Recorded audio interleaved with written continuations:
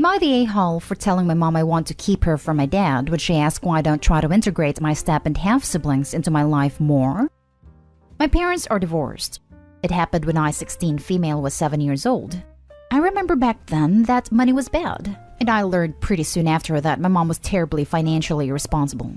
The cause of the divorce was she took out a secret credit card and racked up debts behind my dad's back. And then when he found out, she refused to get help or get another job to pay off the debt. She has always had a thing for nice jewelry. Life with my mom was very tough. We were homeless on her time, and we would go from place to place. My dad had temporary custody of me for a while until she found a place. But then she would overspend and miss rent, so we moved around a crap ton. She met her husband when I was 9, and he had an 8-year-old son and a 6-year-old daughter. And together, they were really freaking bad with money. My dad ended up with temporary custody of me again, because they blew $10,000 on a wedding when they didn't even have $500 in savings combined, and had no help from family to pay. They had a baby while dealing with the debt, and then another after she got some more custody of me, and then they had a third. So full-time, they have 5 kids in the house, 6 with me. They're forced to move a lot, and because of their spending, the kids don't have a lot of stuff. I spend Fridays and Saturdays there once a month, and an occasional midweek dinner. My step and half siblings all want more time with me. They have asked to come home to my dad's with me. Sometimes they will try to interact with him and ask to be included in stuff, and my mom always tries to get my dad to include them, but he says no. The other night, she called and asked why I didn't try to include them more. I told her it was because I want to keep her from my dad, that she left him picking up some pretty crappy pieces, and he shouldn't have to make up for her actions again with her kids who were nothing to him. That my dad has done his very best to give me the stability she wants, and the least I could do is spare him from dealing with her again. She's still ranting at me for what I said. Am I the a-hole? Now for the top comments. Not the a-hole. They're your siblings. They're not your children.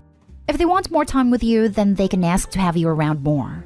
Your mom can rant and rave all she wants, but you're setting a healthy boundary. If she doesn't like it, she can get over it. I honestly wouldn't be surprised if they either know how crappy their living situation is and are curious about what your life is like with your dad, or mom could be telling them to try to stay with you and dad because she wants some relief. Regardless, not your problem for setting a clear boundary. Yeah, I don't think it's so much they want to spend more time with Opie, but that they are desperate for stability her dad provides. I feel really badly for those kids. Of course, they want to spend time in a more stable environment Opie has access to. But this is not Opie's problem to solve, nor her dad's responsibility. Not a-hole. You are remarkably well adjusted for what you've experienced. Not a-hole, Opie. You've pretty much handled this as well as anyone could be expected to. I applaud you for your efforts to keep things in perspective and behave accordingly. As far as your mother is concerned, if she refuses to dial down her efforts to change her mind on the issue, you can always point out that you're now old enough to decide where you permanently reside, including visitation, and that her behavior is not helping her case. Not stay home. They're not your dad's children, so there is no reason why they should be included. Included in what? It almost sounds like your mother is trying to leech more off your dad. Next story. Would I be the a-hole if I, 30 male, don't invite my step-siblings, 19 female, 20 female, 23 female, and 25 male, to my vacation home? My mom married her now husband when I was 25. I'd only met her then husband once before the wedding, because I lived on the other side of the country and it was an especially busy year for that year. My impressions after having met him that one time were anything but positive. However, I felt it was nothing to worry about and not really my business, as my mom's choices are her own. And how much of an impression can you really get meeting someone once? Then a few days before her wedding, I met the rest of his family, and it reaffirmed my initial feelings about the guy. His groomsmen and him were dressed as a biker gang as a theme. His oldest daughter actively tried to get me in front of my girlfriend who I brought as a date, and his other 2 daughters had to stay home as the wedding was child-free. The entire wedding was a debacle, as pretty much everyone on my mom's husband's side of the invitees were wasted. His daughter was caught having activities with a good friend of my new stepfather, who was at least 2.5 times her age in the bathroom, which almost caused a fight. Mom went home almost in tears, which is when they had another surprise. My 2 new stepsisters decided to have a party of their own, which resulted in half the house being trashed, a bunch of stuff missing, and a lot of beds were being occupied by, shall we say, other people. Suffice to say, we had to kick a bunch of people out of the house. Me and my girlfriend ended up staying in a motel and went home the next day. The only decent person in that family was the son, as he seemed to be embarrassed the entire day. Poor kid. It didn't improve much from that point onwards. The oldest daughter never gave up her weird infatuation with me, which made every visit extremely weird. Not a single visit went by without at least someone being wasted. And making it even worse was my mom really pushing for me to accept these people as family. That led me to distancing myself and visiting at most once a year. Meanwhile, I am very close with my dad, his wife, and her kids. Skip to these days. I bought a vacation home and ended up inviting my dad, his wife, and her kids along with my girlfriend and her family. We had a great time, and it was a welcome change from not having been able to take a vacation in a while. My mom ended up seeing a bunch of pictures of the vacation on my girlfriend's social media. I don't use social media, and inquired when we were gonna ask her to come. And well, there is the issue. I would love to invite my mom and a bunch of extended family from her side of the family, aunts, uncles, nephews, cousins, etc. But I'm pretty sure my mom will take her husband, which I could deal with. But I have no doubt she'll also want to invite and take along her husband's kids, which aside from the son, I don't want anywhere even near anything I own. So here I am. Not today home. I'd be happy to have you and your husband come for a stay, Mom, but I am not inviting your stepkids. Do you remember what happened at your wedding? I do. And every time I've visited, their behavior has made me extremely uncomfortable. I will not invite them into my home, so please don't ask. No matter how much you nag, I am not going to change my mind. And that's it. That's all you say, and you don't respond to any excuses or demands that might result. She will only argue with you if you keep the conversation going. Seems fair. Can't help to feel harsh, though. But why does it feel harsh? Have these people ever hosted you and your family? Have they done anything, that's normal I mean, to create a relationship with you? You already know that at least one of them doesn't know what a healthy boundary is. The rest of them don't seem very responsible either.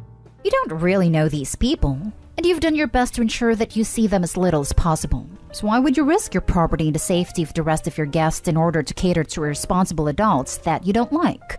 That doesn't seem harsh to me at all. I think it is largely because a large part of me feels extremely bad for my mom. It is trying to understand what she sees in this dude and his kids that makes her try so hard to get me involved too. Not stay home. Your house, so you're saying who stays there. On my point of view, I would invite nobody. Not your mother, not her husband, not the kids. As it started bad during the wedding, it will end worse in your house. Stay your ground and keep them out of your life. I don't want to downright boot my mom from my life, but I am inching closer to that though. Next story is titled, Am I the a-hole for giving our son's saved funds to our goddaughter and grandson? Hello, I've come across similar stories in this subreddit and have come to share mine. I've recently made a decision which have my son and some other family members hating me for it, but my partner and I are together in this decision. We have an account with money saved for my son, who is currently 22. This isn't exactly college funds because we have government subsidies, but just for easier referencing for Americans. Savings we made since he was young, and they were intended for his school, family, business, or whatever he needs when he becomes an adult. My son met this girl in his school when he was about 15, and had introduced her to us and we were accepting for their relationship. We consider her our daughter and form a good relationship with her parents. My son and the girl broke up a year ago when she got pregnant. He does not want the baby, but she does, and she insisted on giving birth with or without him around. I'm not sure about their whole story, but since our families are close and both me and my partner like this girl, we decided to stay in her and our grandson's life and we call her our goddaughter, while my son moved away to pursue his career. Being a single mother is hard, and because the girl's family is less well off than ours, we decided to use the savings we got from my son for our grandson and goddaughter. We even told her she can move in with us. Though she declined, the door is open and we will provide any support we can for them. My son will be fine without them. He earns his own living and is not suffering from lack of money. When my son got to know that we gave his money to his ex, he got very upset and said that the money was promised to him, that he may need them in future, and that I had chosen his ex over him. He was already unhappy with us keeping our relationship with her family and baby, but this one made him feel like he got betrayed by his own family and have nobody to depend on. The explanation I gave him is that she needs the funds now, and need them more, while for him it's money in case of emergency. Furthermore, the child is my grandson whether my son like it or not, so we have every right to help our family. My son has turned this into a family drama, and some of the others in extended families are saying we did him wrong. Are we really? Not today, home. It's ultimately your money. Simply being told it was to help him out doesn't make it his.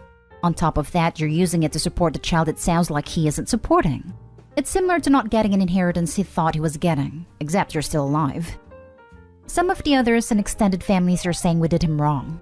Turnabout is fair play as far as I'm concerned. He feels his parents did him wrong while quite literally doing his own kid wrong. Let him wallow in his own pity party. Love this. He is being a full-on hypocrite. Tell him to man up and take care of his kid. And by the way, he is 22. He has been an adult for a while. His mommy and daddy need to explain actions and consequences, which is obviously something he has not learned yet. You are being way too easy on him. Next time he or any family member comes whining to you, go full and hammer time, and let him know how ashamed and embarrassed you are of him. And I sincerely hope you are. His actions deserve nothing but scorn, and ought to be rewarded by giving him fun money. You are great for standing by your grandson, but seems like you've already enabled him way too much. He acts like that and expects free money from you? Hell to the no. Not stay home. As far as I'm concerned, the money is going to him. It's just going towards fulfilling his obligation as a father. If you don't mind me asking, does he often treat women this way? Like, was he just scared, or does he make a habit of treating women poorly? He used to treat the girl very well, like a princess in his words, and they have been together for years, unless there are things they did not tell me. He changed after COVID struck and had lost some money, but still had enough to sustain himself. As far as I know, he wanted to start anew by moving elsewhere for a change, but the girl was unwilling, and at the worst time possible, she got pregnant. They argued over keeping or terminating, and they separated since then. Last story. Am I the a-hole for restricting my daughter's visitation time before her dad deploys? My 36 female children, 4 total, spend every other weekend with my ex-husband and his wife, including my oldest 16 female who is not biologically or legally his. This past spring, the wife got a new job that would prevent her from transporting my children to and from school since they live outside of the district. It is not a civil situation at all, and there is a severe lack of communication coming from them. I heard through my children that my oldest would be driving them to and from school from now on. My daughter got her license 3 months earlier and is not quite comfortable driving on her own yet. She is far too inexperienced to drive that commute in rush hour traffic twice a day with all of her siblings in the car, one of which has behavioral problems and is prone to tantrums in the morning. I texted them when I heard this and told them they would need a different plan for transportation. It is not safe. The response I got was cursing and name-calling, accusing me of trying to control them. They never even asked why I was against it. They lied several times about the new transportation plan would be. But when I told them I would not send her to their home if they intended to use her as a chauffeur, my ex took time off of work to drive them until the school year ended. At the beginning of summer, I contacted them and proposed a plan that would get her more ready to drive them, since I assumed they would need her to do it this fall. The plan was for us to go in 50-50 on a car for her, so she could drive herself and the younger kids to and from his house for drop-offs. That would get her used to the car, the commute, and driving her siblings without a set arrival time or worrying about classes. Crickets. Then a couple of weeks later, I brought it up again and was told they would not discuss it. So I told them they needed another plan, because without the prep time, it could not be her. Right before the school started, I insisted they tell me the plan for transportation and was told very aggressively that she would be driving them. As a mother, the only way for me to keep all of my children safe is to remove her from the equation. My words didn't matter, so I was left with action. My ex deploys in January, but to nowhere dangerous. Currently, my 3 youngest go to their house every other weekend, and my oldest only on weekends to avoid them having her drive them to school behind my back. I've spoken with her about the situation, and she understands as she was uncomfortable with the idea to begin with. She has told me that if they told her to drive them, she would feel bad for saying no, and would do it to appease them even if she felt it was dangerous. Now X says I am vindictive, manipulative, and ripping his daughter away from him right before he deploys. Am I the a-hole? If they intended to use her as a chauffeur, this right here is the problem. When you first noted that your eldest is not your ex's biological or legal daughter, my first reaction was, what difference does that make? Is she not part of the family? The rest of your post explains that. No, indeed she's not. They intend to use her as a chauffeur, which is why they don't reply. And when they do, they reply with cursing and yelling and other attacks. Not only do you need to do this to protect your eldest and the rest of your kids, you should think about a modified custody arrangement. This isn't safe, and it sucks for all of them. As it is, you're doing what you can to protect your children, so you are not day-hall all the way. Jumping on this to say, depending on where you are, it may be illegal for her to drive them. There are often restrictions for young drivers because they're inexperienced. In my state, someone who is 16 is only allowed to have one person under the age of 16 in a car with them if there isn't someone over the age of 21 with them as well. Definitely not day-hall. Not day-hall. Let's either be a master, corporal, or major depending on his status, because that's the kind of bullcrap people with limited power pool. Daughter said she isn't comfortable. End of story. They need to find another solution. Aren't there any buses? They live in a different county, so buses aren't an option on their weeks. Not stay home. You're a great mom. You're listening to your daughter's needs and act accordingly. Imagine if your daughter has an accident where some of her siblings get hurt. That would be devastating for her. She's not ready for that kind of responsibility. That's actually one of the things I explained to her as my reasoning.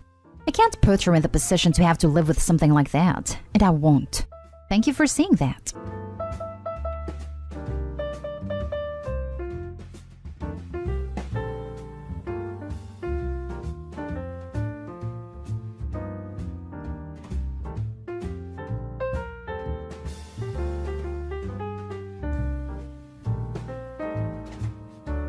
Update. Am I the a-hole for digging into my brother's girlfriend's past and telling him the results?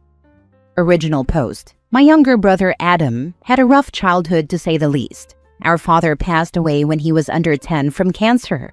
Our mother is likely bipolar, but definitely has narcissistic tendencies and was abusive. I'm older by a decade and did what I could when I could for him. But basically, I failed to protect him and didn't understand what he needed. All that to say, his descent into alcoholism wasn't a surprise. It was expected. A couple of years ago, he had an incident that caused him to be hospitalized and began his recovery in sobriety. He's over 2 years clean now, largely due to the new relationship he started months after his incident with a kind-hearted, lovely woman. I'll call her Eve. He brought Eve over to meet us shortly after they met, and she's been a welcome part of our family. She makes gifts for my kids and treats. She's always fun to talk to, and her quirkiness fits in beautifully. As we got to know her, we learned how traumatic her life has been. They're kind of trauma bonded, but she's so understanding and empathetic. She told us about her twin who passed away in high school, how her siblings and parents loved him more, and how they treated her badly as the surviving child who was always less than. She also had another brother who passed away in the war in Iraq, who became the golden child after her twin died. She couldn't seem to gain her mother's approval or attention, and we bonded over those feelings of not being wanted or good enough. She told us she was originally from Scotland. Her father was a sheep farmer who moved to America to buy a cattle farm because of cowboy movies, so she had dual citizenship. She also said because of this, she spoke 16 languages. She worked at a college and had multiple degrees too. Overall, she was incredibly nice, took good care of Adam, and seemed very well educated and proper. Sometimes she had her Scottish accent too, because she'd been around her family. Then she started telling us about her past relationships. 3 divorces. One was from a person who had gender reassignment surgery, another passed away by his own hand, and the last had attempted to take her life, shot her, and then ran from the cops into a ditch where he passed away. She even showed my kids the scar. After 2 years of knowing her, I felt like she was a great fit. So last week when they had a bad argument, I tried to reassure Adam. I had him come over to talk, and he told me that she had lied to him about not speaking to a friend of hers anymore. Some guy who was apparently a popular guy in high school. She lied because she didn't want to believe he wasn't a good guy, since she's had so much bad luck with men. Adam was struggling to move past the lying but wanted to work it out, and I supported him in whatever he chose. I talked to my husband about it, and he asked the most basic question. How does she have a popular high school friend here in town if she was raised in Oklahoma on a cattle farm? Honestly, I have PTSD, so my brain sometimes gets mixed up. I assumed I was wrong, but it kept turning over and over in my head for days. I finally caved while my husband was playing video games and began casually searching into her. I Googled her name, and her address came up. Then I realized her history of addresses was all in America, going back pretty far. So I checked her parents, and their addresses went back in America to before she was born. I was so confused, so I Googled them and found recent obituaries of her grandparents on both sides. They're all from America, and they only ever mention 3 kids by her parents. Obituaries usually list preceded in death, and these do, but no grandkids are in that list. No additional brothers of hers. Not only that, but she lived at the same address her whole life in Kansas. I looked it up on a map, found the nearby high school, and searched the yearbook. Found her in 12th grade, no twin. Okay, maybe he passed away earlier, so I checked 9th grade. Still no twin. The deeper I dug, the more proof of the lies I found. Only 2 marriages are on record, both spouses still alive. One did change from male in the marriage to female in the divorce, but that seems to be the only true thing she's ever said. It's absolutely shocking.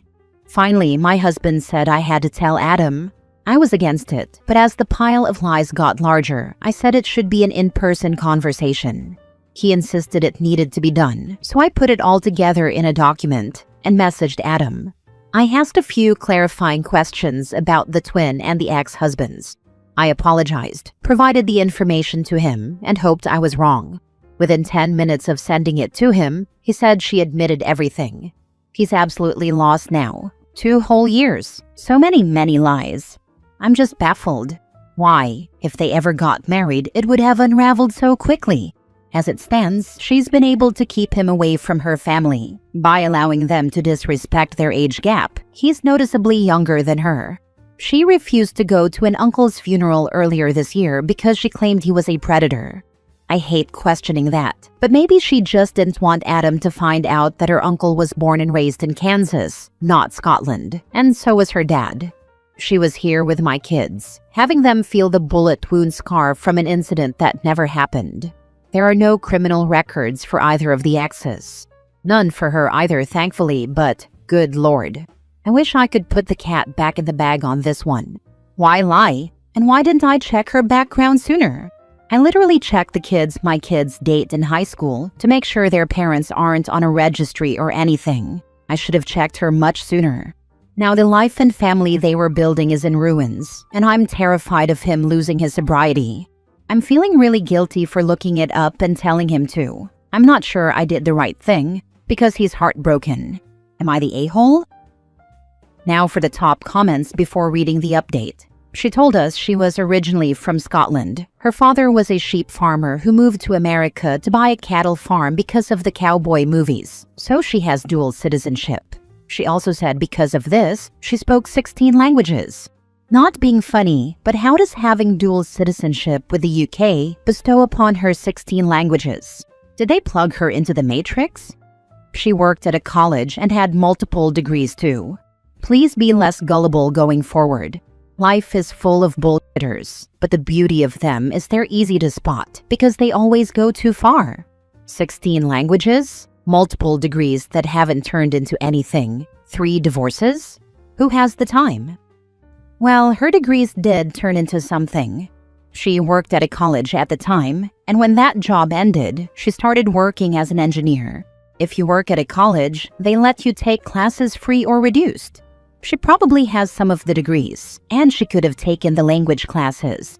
There are people famous here for learning lots of languages, and she called herself a polyglot. I have a friend who is learning Japanese with a tutor, and she talked about different tutors she'd used and programs too. It seemed legit, but obviously everything she said did, and it was all lies. She's old enough to have been divorced 3 times as well. It seemed like tragically bad luck or poor judgment, but being raised by a narcissist with a traumatic childhood made me give her grace and assume she was targeted for being too nice. I really want to argue that I'm not gullible, but I have to explain this to my oldest kid when they get back from a trip next week. And the only explanation is that I was incredibly gullible. My oldest kid is also super fond of this woman, and I know it's going to hurt. You didn't get sus when she said she spoke 16 languages? No, because she actually spoke something when asked to speak each language by my kids. I only know English, enough Spanish to ask where the bathroom and library are, and some sign language from when I was a kid. So super rusty, think alphabet, every cuss word, and thank you, basically.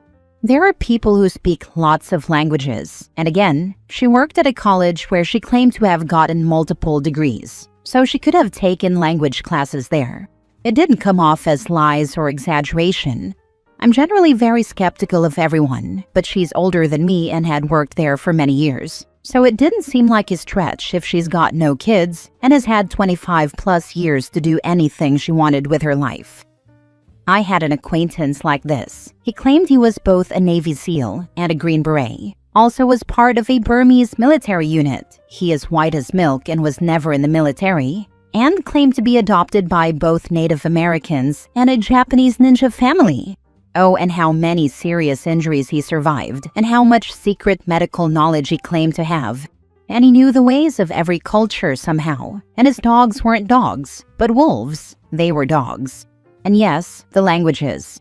After a while, it became unclear whether he could even tell he was lying or keep his lies straight. It's really sad.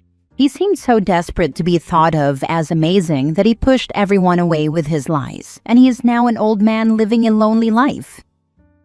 Now for the update. To catch up, my brother's girlfriend of 2 years was lying about her past, from the traumatic passing of a made-up twin, made-up older brother, 2 ex-husbands, who are still very much alive, a made-up ex-fiancé, and a made-up loss of a child, a made-up assault during their relationship that she used to control him, to inventing multiple degrees and speaking 16 languages.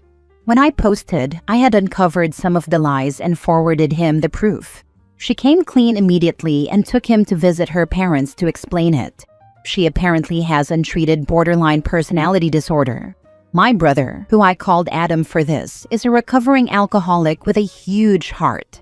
He was absolutely determined to stay with her and not toss her aside for being human. He thought this was the righteous and noble thing to do, to not discard someone who is struggling or damaged in their time of need.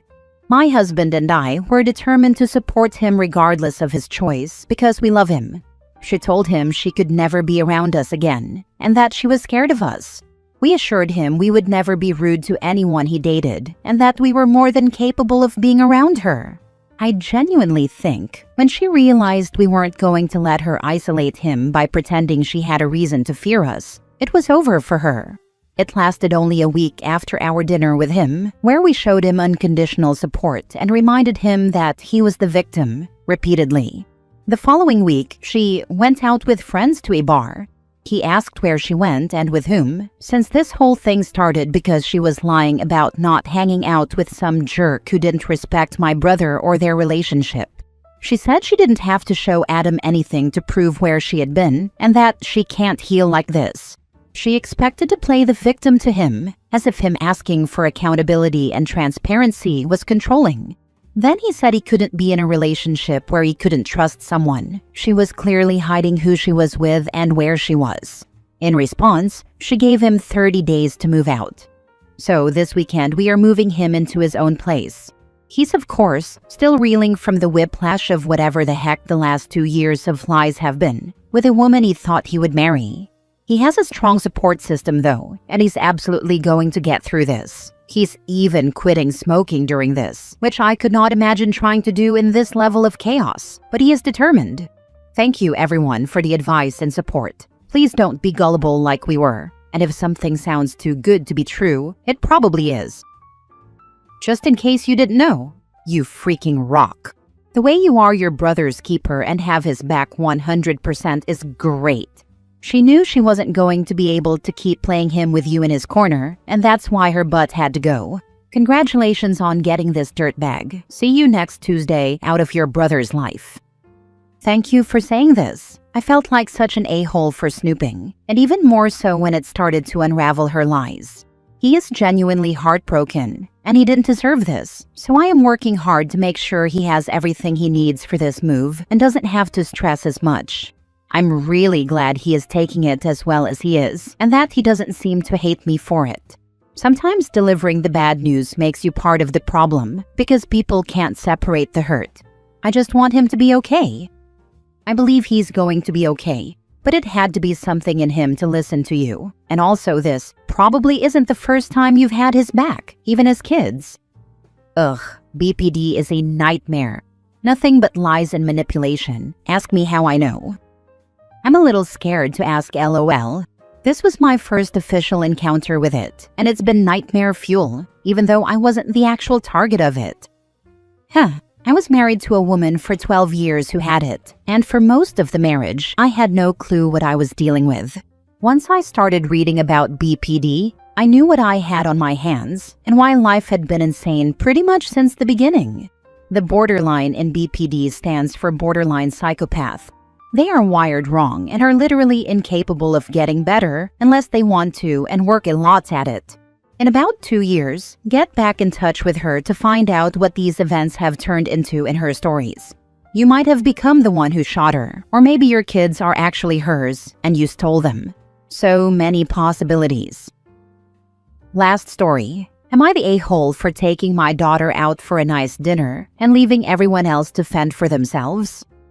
My daughter, 16 female, and I, 43 female, love eating at authentic Asian restaurants. We had to pick my son, 12, up at a Korean barbecue about 40 minutes from our house. It was a party with another family. I suggested to my husband, 44 male, of 25 years that he and the 2 other kids could have whatever they wanted for dinner, and my daughter and I would get Korean barbecue at this restaurant. He said no, we should all go as a family. I reminded him that he and the other kids aren't big fans of Korean barbecue and that it would be cheaper to eat separately. He insisted on everyone going.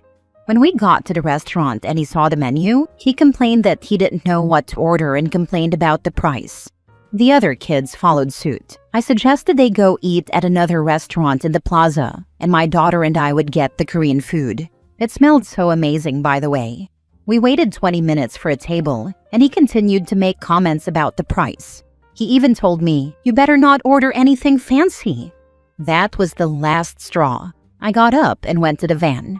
Everyone followed. I said I was taking everyone home, and my daughter and I would go on our own to a local Korean barbecue.